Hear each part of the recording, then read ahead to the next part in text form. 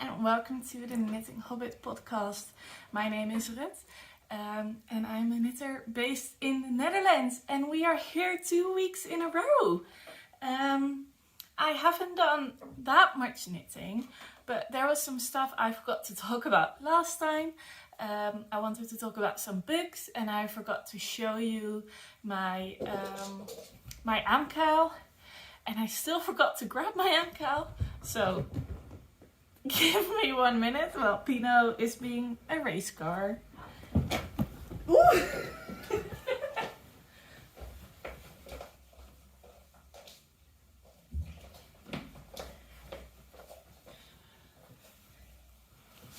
I'm back. So, sneak peek there. What I'm wearing. Last week I also made a mistake when I was telling you about what I was wearing. I'm sorry. She's literally being a race car. Okay. I made a mistake. I was clearly out of it for a bit. So trying to get back into the groove. But I said I was wearing something like Fier sweater or something like that. But it's a Favo sweater by Fiber Tales. I'm wearing another Fiber Tales design today. This is the Wildnis sweater, which I test knit for her. It is a fingering weight sweater and I love it. It has a little bit of a textured yoke design. It does not have any short rows. Pino! Jeez! I swear, she is sleeping until I turn a camera on, and I put you guys on the cat tree that I have, and she's currently in it. So if the camera is shaking, that is why. I am so sorry. Pure chaos again, just like always. Get used to it if it's not your vibe. But yeah, the Wildnis sweater. She's watching me. I have to show this to you. Pino. This is my view while I'm filming.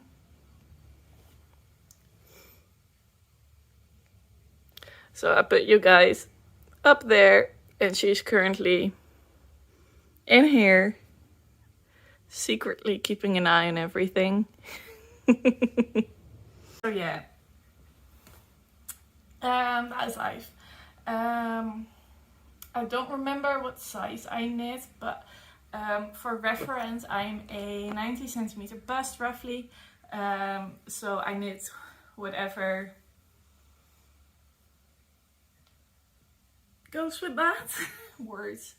It has a nice amount of positive ease and it's really comfy, and I'm really loving fingering weight sweaters. I am figuring out though that every single fingering weight sweater I have, it's only 3, but all of them have sleeves that are too short. Now on this one the body is a really nice length. It goes well. I usually wear high-waisted jeans, but I don't like when sweaters hit just at that waist. I like them to go a bit below so I can tuck them in or leave them out, so I can, I can choose what I want. And if they're cropped more, I have no choice. But so this one is a really nice length. Yeah, I just should be picking up the sleeves again and add a little bit of length to them. I knit this in Knitting for Olive Merino, the fingering weight base. I don't quite remember what that's called. I think the colorway is called Petrol, so that is something. And yeah, I think it's a really lovely color. It's a really lovely yarn. It isn't itchy at all. So yeah. Please don't press stop.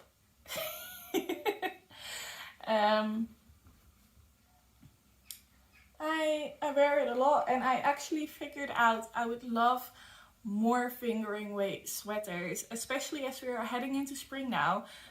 But also because I've been wearing this during winter as well, so it's really nice to layer it with a cardigan.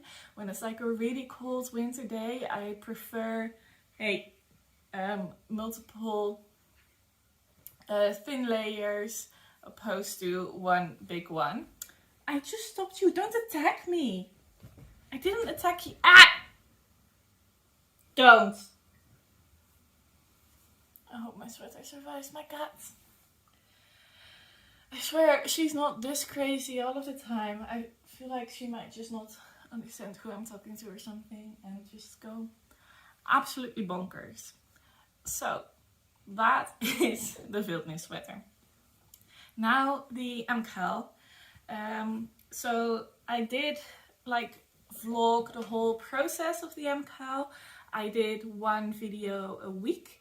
And I really enjoyed doing that, but I forgot to show you in the podcast in case anyone hasn't watched it. So this is my 2023 Stephen West mystery knit-along shawl, geo gradient. I think it is absolutely gorgeous. I am really in love with the colors that I chose, and I decided to add this little pom-pom fringe that I've just sewed on by hand, sewed onto the I-cord, and I think it adds even more personality to a shawl that's already a lot of personality. I've actually worn this a lot this winter because of the garter stitch square you have in the middle. It's really nice and cozy against your face, but then you have all the fun stuff on display instead of the fun stuff being like folded up and nice and snugly against your neck. You have it all on display over here. So yeah, and it's mine came out to be a really nice wingspan as well. It's really windy here in the Netherlands, so I usually, when I practically wear a shawl, I will put it nice up against my face and then tie a knot so that it's all nice and cozy and these flaps don't go flying away and I'll lose my shawl in the wind. We are not here for that.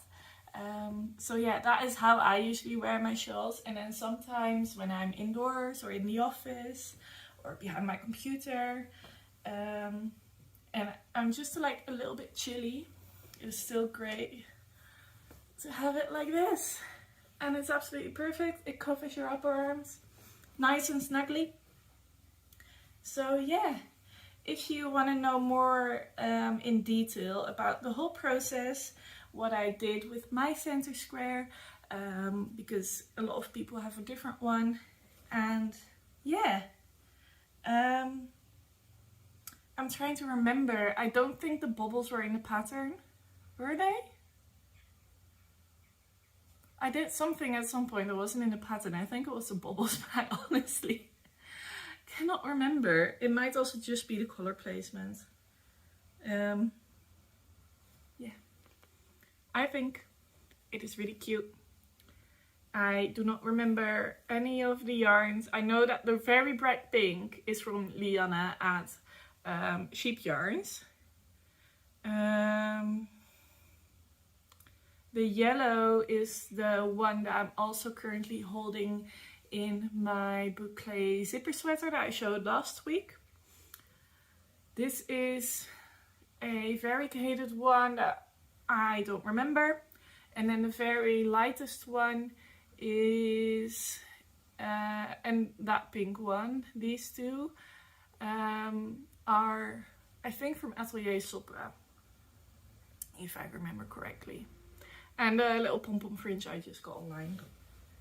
So yeah, that is my geo gradient. It was a lot of fun to knit and I do love wearing it. I actually get a lot of compliments on it, which I don't often get on my hand knits. At Max it's just like, oh, you knitted that, and then it stops. But this one people actually compliment me on because it looks really cool. So that is nice. Yeah, let's get on to some more knitting. my whips. Oh no, I actually have a finished object. I have had some socks on the needles that I keep in this little Bubbles and Berries bag that I actually won in a giveaway a couple of years ago, I believe. I really love it. I got the Scottish wildflower ones, and it just reminds me of my time in Scotland. If you didn't know, if you're new to the podcast, I lived in Scotland for 2 years. I was an au pair there, and later I also lived and worked there for a year. I've lived in the borders near Edinburgh, and then the second year I lived in Glasgow. So Scotland will always have a very, very special place in my heart to me, and it's like literally a second home. So having these little Scottish wildflowers is lovely. So during D&D, Dungeons and Dragons, I love to knit on something really simple and really small that I can just put down on a table when I need to do other stuff. So I had these socks on the needles, but then for a while I kind of forgot they existed. So last week I was craving some plain stockinettes because I was mainly working on the big November jacket that is lying over there. I won't be showing that to you. I've done a couple centimeters of progress, but nothing really worth showing that much. And I wanted some plain stockinettes. So I grabbed these socks and I was on a cuff. So I just added a couple more centimeters to the cuff, and then I did the ribbing. I think I did 15 rows of 1x1 rib. I do this heel that looks really weird when it's like this because it really sticks out, but the fit, for my personal fit at least, it is so great. It really like hugs my heel. Wait, I'll put it on quickly for you to see.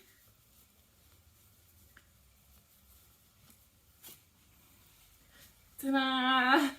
As you can see, there's no loose bits. It all fits really, really nicely. Because my heel really has that round shape at the bottom. This sock also has this really rounded off. So yeah, that's like that bit. So it feels like the most kind of ergonomical heel that I've come across so far. And I really, really love it. My toes, it's just a simple like square toe. Do you call it a square toe in socks? You call it a square toe in Western boots. But yeah, just a plain square toe, increase one round, just knit the next, and keep going like that. I have a sock recipe up on Ravelry for how I knit this. If you were to follow it, you would have to adjust it to your own size. For reference, I'm a size 37.5 in European size. So yeah, that's just for reference, but I have this heel described there as well. And actually, I always keep this little note in my little sock project bag that says how many stitches I have to cast on, where to increase to, how many centimeters I need to knit before I need to start increasing for the heel gusset, then how many gusset increases I need to do, how the short rows work, just a short explanation of that until basically until the heel is done. And then I just continue for the leg and do whatever rounds of ribbing and bind off that I like. I use, I don't know what this bind off is called actually. It's a stretchy bind off, but I don't know, it's like Jenny super stretchy bind off if it's that specific one. But it's the one where you do an extra yarn over and it creates this kind of like chain stitch look at the top. It's not my favorite look because it also flares out a bit, but for socks, I do not care. I wouldn't really use it on like a cuff of a sweater, but for socks, you know, nobody's gonna look that close at my socks. So yeah, this is the yarn and this is the other sock. I have absolutely no clue whatsoever where I got this yarn from, what it is, what the dyer is, etc. I don't know. I honestly have no clue, but it makes these fun little stripes in the way that it pulls. So that's cool. Now my next sock project I'm planning is gonna be this. I've had this in my stash for well over a year by now, I think. I went to a yarn event, but I don't remember which one it was. It was in Tilburg. But it's the unique sock from Earth Yarns, and it will create this. So really fun, really colorful. I will never ever in the world knit my sock that long, so I might be able to get 2 pairs out of this. I probably will, but yeah, I think this is gonna be my new cast on. And there's 2 little balls of yarn. Wait, I'll open it up to show you. Oh, accidentally ruined the packaging. So there's these 2 balls of yarn, and that's how you're supposed to get identical socks, because they're supposed to start and end at the same colors. So I'm gonna put these in my little project bag, ready for cast on whenever I feel like I want to knit on some socks. And then these I will work in the ends, and then they're ready to get worn. So I'm gonna take a little drink and I'll be back in a sec. So in the last 24 hours I have done a lot of knitting on a project I'm really excited for. If you've been, I don't know, did I share it back then? I actually haven't looked at my channel, and like when I knit this project, was that like, did I talk about it in the video? Did I already have my channel? I have no clue. So well prepared. But a couple years ago I knit the Wool and Honey by Andrea Mowry. And wait, that's gonna make a lot of noise, Bino. I knit the whole yoke, and then I got to the underarms, and I think I also knit a bit of the sleeve, and it just didn't fit right. I'll put a picture in here where I don't have it on. I'm not sure. I'll look back and maybe I can find a picture of where I'm trying it on, where you can see exactly how badly it fit. As I remember, in the body I had so much extra space. The neckline was really, really tight. The body had a lot of extra space, and I think it was like bobbling. And then the sleeves were really, really tight as well. So, you know, no logic there.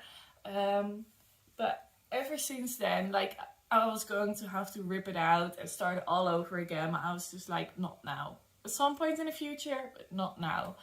And also I feel like the yarn didn't really work for it. The gauge was really tight and it hurt my hands. And it was actually the yellow that I used in my MCAL and I'm currently using in my zipper sweater. But that yarn, it was classified as a fingering weight, but I think it's more of a sport weight. It's definitely quite a bit thicker. So it made for a really dense and stiff fabric as well. So it all just didn't really work out, and it wasn't meant to be. And now finally, because I've been wanting more fingering weight sweaters, I have cast on my second try, and all that I've done has been done in the last 24 hours. It's absolutely flying. So I did put it on a little extra bit of cable so I can show you properly, because I have this on a really small needle. But this is how much I have so far. Oh. Can you not? So I am on the 4th, maybe if I, nope. Cables, come on. These are, there we go. Now you can see properly. It's the back though, so you have the short rows. But yeah, this is my second go at the Wool and Honey by Andrea Mowry. And I've already made a whole bunch of changes. So the first place where it went wrong last time was the neckline. It was way too tight. I could barely fit it over my head, and I do have a pretty big head. A lot of people don't believe me, but my horse riding helmet is size large to extra large. It's about, my head is like 61 centimeters circumference. But it just barely fit, and then it was really snug and tight up against my neck.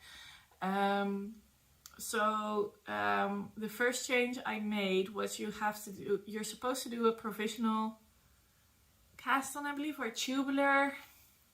You have to do something funky, and I was just like, nah. I just cast on the amount of stitches that the pattern called for in my normal cast on, which is either a German twisted or an old Norwegian. I'm not quite sure, but it's quite stretchy. And then you're supposed to do the ribbing for only an inch. I did a little bit more. I think I got about 3 or 4 centimeters. I actually haven't measured it. But I did just a little bit more. In hopes that it will give it my wider neckline still a little bit more structure by giving it a little bit more ribbing.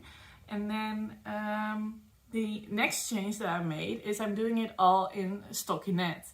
So this pattern is actually a fully and garter stitch, which I love a garter stitch, but I love it when it's knit flat, because that is just like knitting stockinette in a round. Garter stitch flat is just knitting, but garter stitch in a round and me just don't add up, and I really wanted a nice and simple stockinette project. And with this one, after you've done the yoke, the honeycombs will slowly like move out into different parts, and then it's just plain stockinette.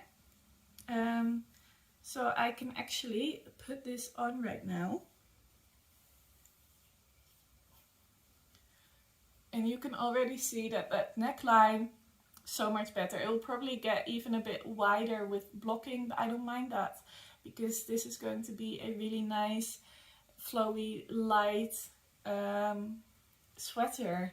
And the yarn that I'm knitting this in is Holsteins in the colorway mustard, and this is 70% wool, 30% silk. And I have to say, it is so much softer than Ubisoft. Super soft. And I feel like it knits up nicer as well. I still have to see with blocking and everything, but so far I think I'm a bigger fan of tights than of super soft. Yeah.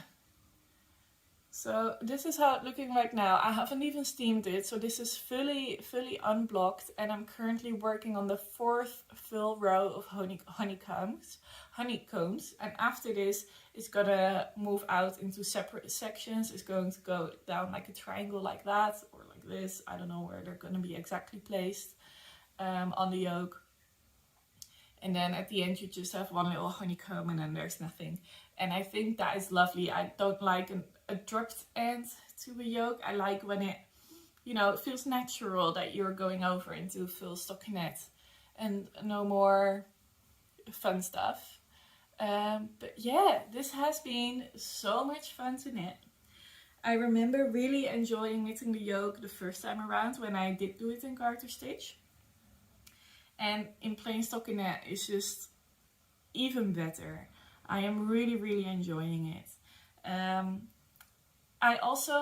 I think last time I knit the smallest size, which for me would give I think 9 centimeters of positive ease.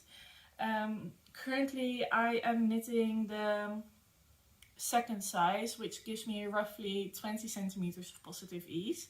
And the pattern recommends for between 10 and 23. So last time I was supposed to be on the low side, but it was all weird. So now I just thought I will go for the slightly bigger size, give myself a little bit more of room to play with, and I really won't mind having like a nice lightweight oversized sweater. But what my plan is, when I finish the depth of the yoke, I will first put in stitch markers at where the sleeve placement, where she tells you to put the sleeves. Then I will try it on and like try and pinch it together and see how that fits around my arm. If it's too tight and I see that again I'm going to have way too much fabric on the body, then I will just do my own sleeve separation thing. I will move the stitch markers over, so I will have less stitches on the body and more stitches on the sleeves. But because of my first experience with this, and looking at a lot of projects, a lot of people's sweaters look like they have really tight arms, and I just want this to be comfy. I don't want this to be tight. So yeah, I'm just going to be more conscious when dividing the sleeves for this specific pattern. So yeah, but otherwise I'm really loving it. The pattern is very clear. The little honeycombs are really easy to knit. They're just elongated stitches, so when you knit in a stitch you just wrap multiple times and then you get this nice elongated stitch. It currently looks a bit holy. I hope that will block out a bit, but otherwise I don't mind. When it's from a distance you don't see it that much, but especially if you like open it up like this, like yeah, you can definitely see my wall through over there. So let's just see what blocking is going to do, but I don't think it will be that bad, but I do hope it will resolve it a little bit at least. And then I want to talk about a future knitting plan. The yarn is currently on its way. It's being shipped, it's being ordered. I'm doing it partially from stash, but the main bits I've ordered. And because this project has just been living rent-free in my brain, I cannot stop thinking about it. So first I saw all these lovely Dutch knitters on Instagram and on YouTube, like it's a Sarah. I think Sarah really started it off. They were all crocheting and knitting a cardigan. Oh gosh, I forgot the name. I'll put it up here. I really cannot remember. And I think Sarah made multiple versions and also like a sweater version of it. And I've seen so many Dutch knitters and crocheters make that. So you crochet the granny squares and then you knit the button bands. But my crochet skills are non-existent. I've given it multiple goes and it's just, I don't really enjoy it. But this like cardigan made out of squares kept living in my brain. And then I was like, oh, the Heirloom quilt cardigan exists, which is this one. This is an absolutely gorgeous pattern. I know Casey is currently knitting on it. From all the names are going out of my brain. What is her podcast? Young Folk Knits. She is working on one, and I've been seeing it on Ravelry a lot, and it's entered my brain and it's not leaving until it's on the needles, I think, or maybe even after that. But I have been thinking for a really long time, and I'm struggling with how I would want to do the color placement, because it's color work, so you need to have contrast in each single square, but you still want them to coordinate with each other so it doesn't look weird in a cardigan. But then like they also need to be placed next to each other, and you don't want the same of the multiple color next to it. I couldn't figure it out. My brain, it was like, no, this is too much to handle, I can't. But I have an idea and I'm super, super excited for it. So what I've ordered is a cone of Holst Super Soft in the color black. And my plan is to hold that double because it's a DK weight pattern. So I want to hold that double and make the black the background of every single square. And I want to use the black for the button bands and like the cuffs and stuff like that. So it's going to be a black cardigan, but then every single square, the contrast color is going to be a different little fun pastel color. So I'm planning, oh, it's not this shawl, it's another shawl, the one from the year before that I've made in a whole super soft. So I've got like pink left over, I've got lilac left over, I've got like a nice soft yellow left over, I've got a little bit of blue, and I've ordered some more of those colors as well, so I can have a nice amount of variation. And 50 grams of whole super soft is only like 3 or 4 euros. So I've next to the cone I've ordered 3 different colors, and then I have roughly 4 or 5 in my stash, so that will be a nice mix of pastel and then some bright colors. Like the pink that I have is really bright, but then a lot of the others are more pastel-y. And then I also have a brighter yellow, I think, and a brighter purple. So I think I got for each color like a bright variant and then a pastel variant. So that's going to be a nice mix, I think.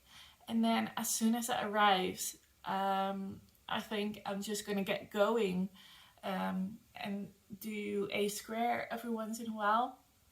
I think this is going to be a slow going project, but I was thinking of maybe videoing the whole process of doing the Heirloom quilt cardigan.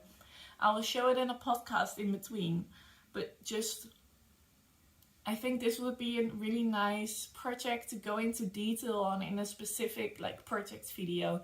So a little bit like the MCAL videos that I did, but one bigger video maybe.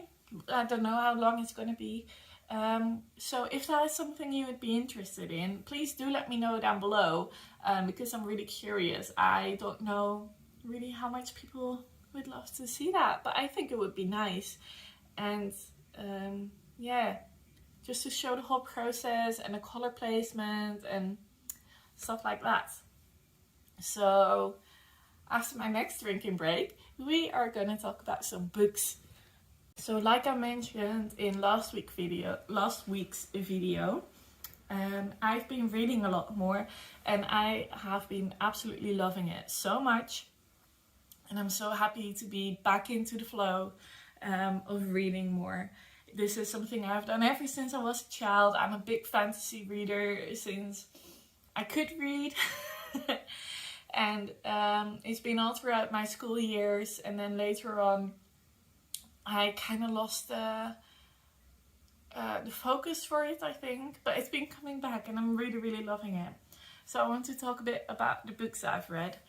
So first I finished the A Court of Thorns and Roses series, which absolutely everybody's been reading. And I have to say, like, they were fun books to read, and they were doing a really good job of getting my reading mojo back. Because they're usually quite fast paced, there's a lot happening, the characters are lovable, at the beginning at least, because I have to say, I have to let something off my chest. Now, this is a spoiler warning for like the last couple of books, but Reese is just, he's so fucking annoying. Everybody loves him, and he just turns into this massive, overprotective dickhead. It's the only way I can say it. I do not like him at all. I liked him in the beginning. I really loved him in the second book. And I feel like I'm one of the few people that actually really, really, really loved the first book. And then the second book was great. And the third book was just a clusterfuck of all things in the end. And somehow they all survived. Except, you know, the one guy. But do we miss him now? No, we don't. And then the 3.5 book, The Court of Frost and Starlight, that was really nice actually. I was there for the vibes. I was loving it. It was like a little Christmas special, and I was reading it in like November, December time, so it was perfect, honestly. But I can get that if you're reading that in the middle of summertime, it's a bit weird. And then the last book was meh to me. It was too much spice. I don't mind a spicy scene here or there, but that was too much for me. And again, in the end, everyone is happy. I kind of expected more from it, I think. There was so much hype around that specific book, and that's also where Reese turned like the most overprotective alpha hole, like the character from this would say. And I do not like it. So yeah, I do like Cassian though, and Nesta definitely grew on me, but I did just expect more from that book than just training and, you know, spicy scenes. Yeah, after that I read Crescent City, The House of Earth and Blood, The House of Sky and Breath, and I've also read House of Flame and Shadow, but that one hasn't been released in these pretty editions yet. So I read it on my e-reader, and I refuse to buy a physical copy until one comes out that matches these. Now this series is like, so like from the start, it's like big introduction with a lot of info dump, which I personally love as a fantasy reader. But I know that a lot of people that have come from A Court of Thorns and Roses, which is definitely a very easy fantasy to read, and like a beginner fantasy, I've heard people call it. This is intense. But as a long time, as I said, since child fantasy reader, loved it. I was so intrigued by the world. I was so intrigued by this mix of modern day technology, but also like a magical fantasy world. So I love that. And then nothing happened. Absolutely nothing happened for forever. And then until it all went down. And I mean, when it all went down, it all went down. There was zero chill. So much happened. Come on. Couldn't that have been spread out through that middle where absolutely nothing happened? I don't know. Then the second one was very similar. Things happened at the beginning. Then nothing. Just nothing. Then a clusterfuck at the end. It's just same shit again. But I do have to say that I feel like with A Court of Flames and Shadows, she kind of figured it out. I felt like, I know opinions are divided about this, but I feel like she got her pacing down a lot better. And I really enjoyed that, actually. And I really enjoyed all the point of view shifts. I had to get used to it at the beginning because it happens really quickly. But once I got used to it, I really enjoyed it. And I liked that, when you're reading a character that you don't really enjoy, it's over super quickly as well. So, you know, I was personally a fan. Really liked A Court of Flames and Shadows. A court? A house. Then I read, I just wanted some vibes. I want nothing serious, I just wanted the vibes. And I read Legends and Lattes and Bookshops and Bone Dust. Love them. Absolutely love them. If you are a reader as well and you know more books that are just vibes, like similar to those, like magical vibes, please send them to me. I think, I'm not quite sure, but I do have Emily Wilde's Encyclopedia of Fairies and Maps of the Other Worlds on my e-reader. And they feel like vibey books as well, but I'm not quite sure if they are. But if you have more recommendations that are kind of similar, please send them to me. Because especially with, you know, things being crazy in my life a little bit with my health and stuff like that, I just want vibes. I just want to dive away into a fantasy world and have a lovely, lovely time. That's all I want. No battles. But yeah, currently I'm reading The Seven Husbands of Evelyn Hugo. I'm about 100 pages in and loving this as well. So yeah, this is not a fantasy, as you may guess from the cover if you haven't read it yet. But you follow this journalist that will write the, what's it called, memoir of this really famous movie star called Evelyn Hugo. And she's had 7 husbands in her life, and she kind of like talks through her life and the 7 husbands and the actual love of her life, which just happened in my book, and I'm here for it. I'm really loving it. So yeah, that was a little reading update I wanted to do. I hope that I'm going to be able to stick with my reading habit and do this more often. So if you enjoyed this, please do let me know, because I personally really love books and I love talking about them, but not that many people in my life read. I have people that read, but not that many people read fantasy. So yeah, like my mom, she'll probably read this, but she would never ever read this. So yeah, I hope you enjoyed. I don't know when the next video is gonna go up, because I'm gonna need to have things to talk about, and I don't know how soon that's going to happen. This is already a much longer video than I thought it was going to be, because I didn't have that much knitting, but I'm babbly today. So yeah, I hope you enjoyed it. Please do like and subscribe, it really helps my channel, and I hope I will see you next time. So bye bye!